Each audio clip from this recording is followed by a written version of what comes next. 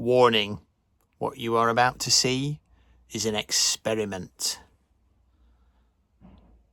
It may go wrong. I think it went okay. I will let you be the judge.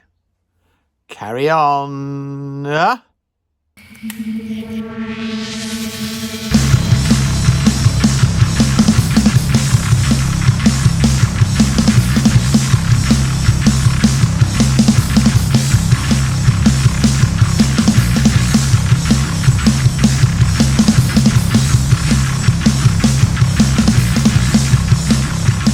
So, here we go, my experiment. Plastic skulls that I got for Halloween from Pound Store, I think, can't remember. Yeah, I love archaeology, just so you know, I love these. Oh, here's some magic, are you ready? Oh, the magic of the internet. 1, 2, look at that, how good's that? So, I love archaeology, I love the idea of these bones that are lying underneath our feet. Every time you go for a walk, underneath your driveway, you go for a walk with the dog under a park, underneath your house, when you're digging plants, 10 foot underneath, there could be a body buried. And this is what I wanted to sort of put over when I was trying this little project. So I wanted to use sort of as simplest as form that I could. So I wanted to use wood, because ancient woods. Why wouldn't you use woods? It was trying to experiment on what materials I could use to give it a more tactile environment, because I love the idea of texture. So as you can see, I got some leaves, which I crunched up. I admit the polyfiller may not be exactly. I should have used mud. Oh, look, there's the soil. I got some soil from my garden with wood chippings in and everything. Now, that polyfiller didn't work. It was blocked. So there I am. I found some ready-mix polyfiller I already had at hand. Now, really, what I should have done is I should have got some mud and baked the mud, because I've got the wood, soil, mud, leaves, but obviously I didn't have a real skull. So as you can see here, I just like adding on the polyfiller as thick as I possibly could. But like I say, I love this idea of these ancient burial places. I visited the Orkney Isles a few years ago, and they are just unbelievable. I mean, the Ring of Brodgar itself is a thing of fascination, but wow, you know, these they have burial mounds all over the place there. And I visited a few over my time in stone circles, and like I said, this idea of these sort of ancient bones. You know, we've been here a long time, not as long as dinosaurs, I will admit, but we have been here a long time, and we've left a lot of evidence. But there's so much we probably don't even know about. Ancient burial rites, we have no idea when we find these people, you know, what the stuff is. Everything is just, you know, made up. We'd have no idea. We're just sort of surmising what these people were like and what they were doing, and yeah, we can see what they eat, and yeah, we can check the bones if they had anything wrong with them, but after that, what was the daily life like? What did they believe in?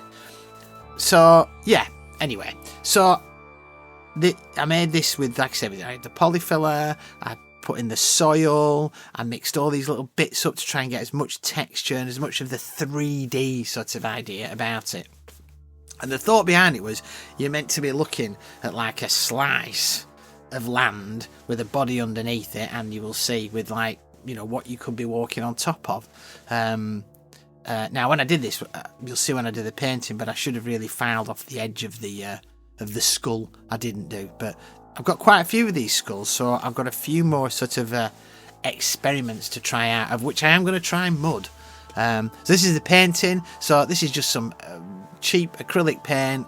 I painted the base in black, and then the skull I did in sort of like a greeny rotten colour. There I am, those are going in. The ring I've got there, by the way, that is from the Orkney Isles. There you go, that's how much I love that place.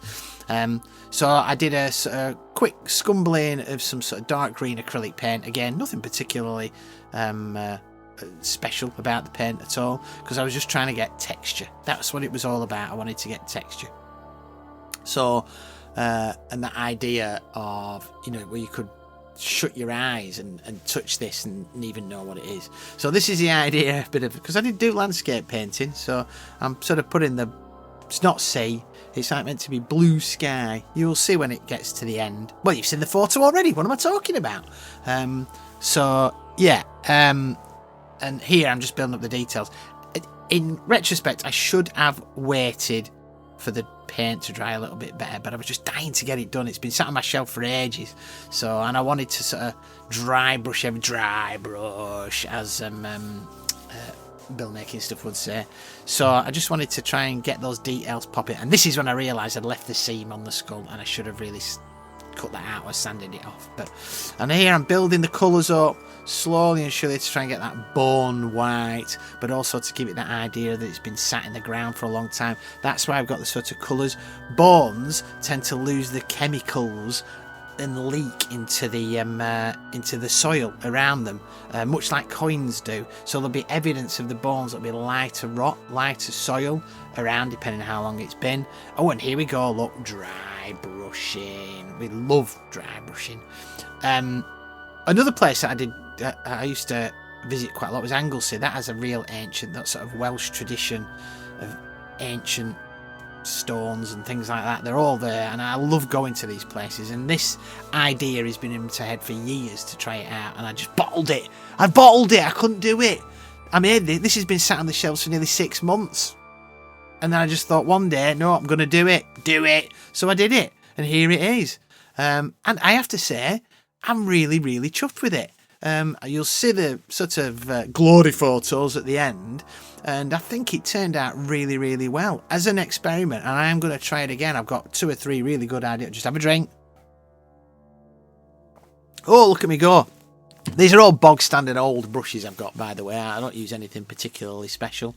And again, I wished I'd just waited for the paint to dry a bit more, and I could have got more of a dry brush effect on it. But I was too excited to get it done. Oh, I was so excited.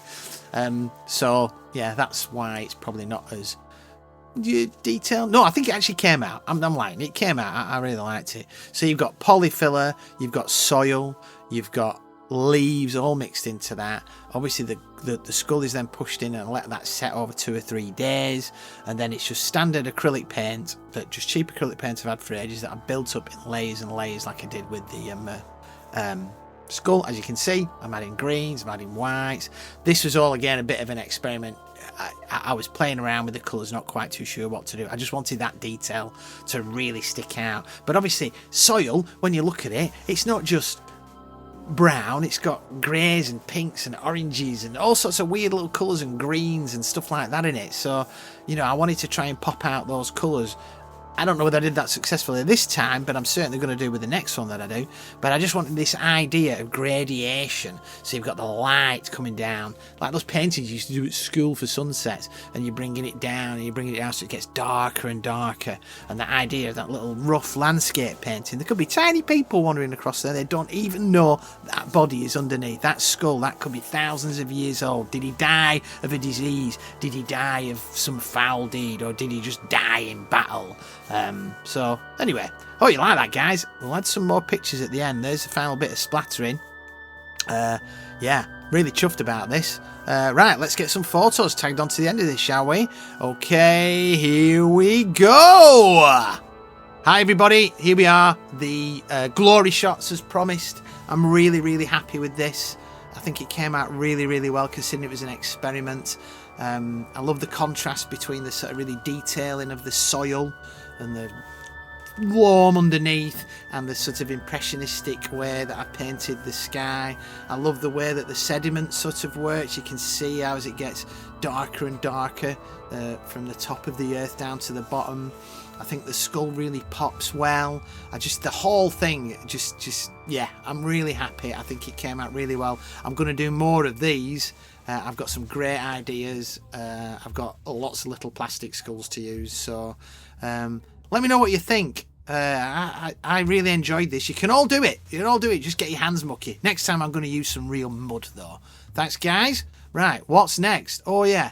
Thanks everybody.